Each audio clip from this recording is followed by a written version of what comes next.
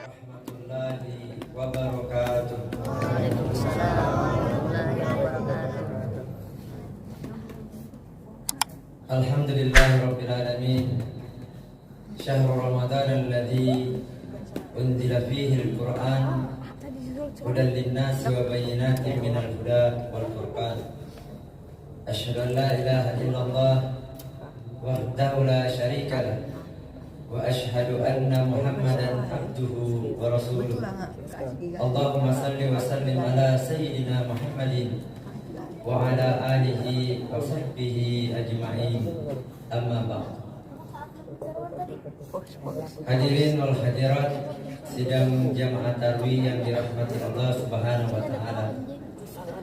Alhamdulillah, puji syukur senantiasa kita panjatkan kehadirat Allah Subhanahu wa taala karena pada kesempatan malam hari ini kita masih diberikan nikmat oleh Allah untuk bisa berkumpul di tempat yang penuh barokah ini, tidak lain sebagai wujud pengabdian kita kepada Allah Subhanahu wa taala. Salawat dan salam tak lupa kita kirimkan kepada junjungan kita Nabiullah Muhammad sallallahu alaihi wasallam, Nabi yang telah menunjuki kita jalan yang lurus, yaitu jalan yang diridhoi oleh Allah Subhanahu wa taala. Hadirin wal hadirat sidang jamaah tarwih yang dirahmati Allah Subhanahu wa taala. Tujuan daripada penciptaan kita di muka bumi ini tidak lain hanyalah untuk menyembah kepada Allah Subhanahu wa taala. Sebagaimana Allah berfirman, "Wa ma khalaqtul jinna wal insa illa liya'budun." Tidaklah aku ciptakan jin dan manusia kecuali untuk menyembah kepada Aku. Jadi ini harus menjadi dasar kita hidup di muka bumi ini. Jadi ketika kita menerima tawaran untuk hidup di muka bumi ini, maka konsekuensinya adalah kita harus menyembah kepada Allah Subhanahu wa taala. Olehnya itu kita hidup di dunia ini tidak boleh bermalas-malasan untuk beribadah kepada Allah. Malah yang harus kita persiapkan adalah bekal sebanyak-banyaknya untuk kehidupan yang lebih kekal nanti, yang abadi nanti kelak di akhirat. Itu yang harus menjadi pemahaman kita bersama. Selanjutnya jamaah yang dirahmati Allah Subhanahu wa taala, di dalam kita beribadah ini tentu harus didasari dengan yang namanya niat. Jadi niat inilah yang mengawali semua perbuatan atau amal ibadah kita. Jadi amal perbuatan kita itu tergantung daripada niat kita. Innamal a'malu binniyat wa innamal likulli imri'in ma nawa. Jadi perbuatan itu tergantung daripada niatnya.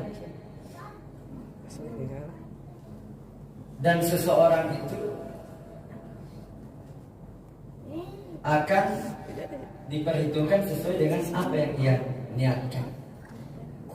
Jadi kalau kita misalnya melakukan ibadah niatnya karena ingin dipuji oleh makhluk Allah, maka kita akan diberikan oleh Allah. Jadi ketika Nabi kita mau hijrah, itu banyak sahabat Nabi yang ingin ikut hijrah, tetapi dilatar belakangi oleh niat yang bermacam-macam. Ada yang niat hijrahnya karena Allah dan Rasulnya, ada juga yang hijrah karena ingin berbisnis di Madinah, ada juga yang hijrah karena ingin bertemu dengan pujaan hatinya, ingin menikahi wanita idamannya. Kata Rasulullah, kalau hijrah kita karena Allah dan Rasulnya, maka Allah akan berikan Allah dan Rasulnya. Kalau kita hijrah karena ingin berbisnis pun Allah akan berikan perniagaan kepada kita. Jadi semua tindak tanduk kita itu sesuai dengan apa yang kita niatkan. Oleh karena itu, semua perbuatan yang kita lakukan, yang pertama kali harus kita ingat adalah luruskan niat kita. Sama juga ketika kita melaksanakan ibadah puasa di bulan suci Ramadan, Allah sudah ingatkan, man shoma ramadana imanan wahtisaban ghufira lahu ma taqaddama min dhanbi.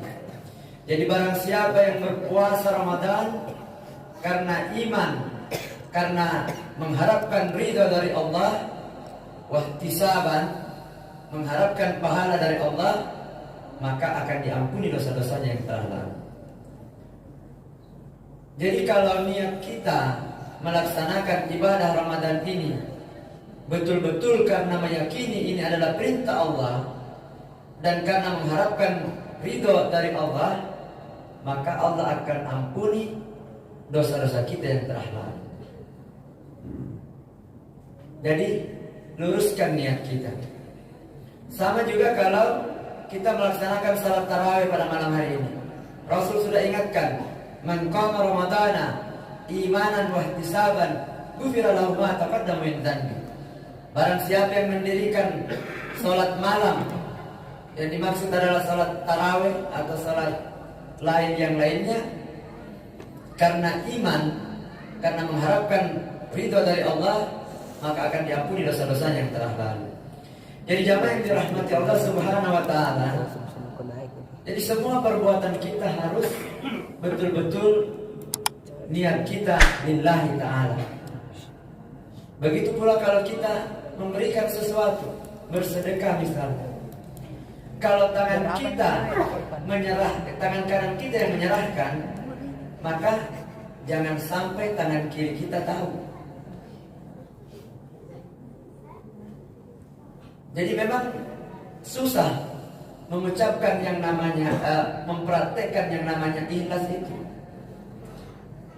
Gampang diucapkan oleh lidah kita bahwa kita betul-betul ikhlas melaksanakan sesuai dengan perintah Allah, tetapi ketika diwujudkan dalam prakteknya, itu luar biasa susah. Makanya para ulama kita terdahulu itu, ketika beliau melaksanakan ibadah itu, kalau boleh mereka tidak ingin disaksikan oleh orang lain, agar mereka menjaga keikhlasan ibadahnya. Seperti yang dilakukan oleh salah satu sahabat Nabi namanya Huzaifah. Ketika beliau sholat, di dalam sholatnya itu beliau menangis terseduh-seduh sampai basah mata dan mengalir melalui pipinya. Dan beliau tidak sadar ketika selesai beliau sholat dan berbalik ke belakang, ternyata ada orang yang melihat beliau menangis. Sehingga apa yang dikatakan oleh Huzaifah, jangan engkau beritahukan apa yang engkau saksikan hari ini. Begitu tidak inginnya Huzaifah ketahuan bahwa beliau beribadah sambil menangis di dalam sholatnya, karena beliau tidak ingin dipuji oleh manusia. Jangan sampai ketika hal ini disampaikan kepada orang lain, maka orang lain bercerita bahwa Huzaifah begitu khusyuknya beribadah kepada Allah Subhanahu wa taala dan menimbulkan sifat rianya atau sifat ingin dipuji oleh manusia. Itu yang tidak diinginkan oleh Huzaifah. Jadi jamaah yang dirahmati Allah Subhanahu wa taala, jadi yang namanya ikhlas itu sebenarnya adalah meluruskan niat kita untuk melaksanakan perintah Allah, salah satu artinya. Dan ada juga yang mengartikan bahwa yang namanya ikhlas itu tidak ingin dipuji oleh makhluk Allah yang namanya manusia. Jadi betul-betul beribadahnya hanya untuk Allah Subhanahu wa taala. tidak butuh sanjungan daripada manusia. Dan ada juga yang mengatakan ikhlas itu adalah membersihkan amalan kita dari setitik noda. Jadi kalau kita beramal kemudian ternoda sedikit saja, itu sudah hilang keikhlasannya. Jadi perlu memang kita berhati-hati di dalam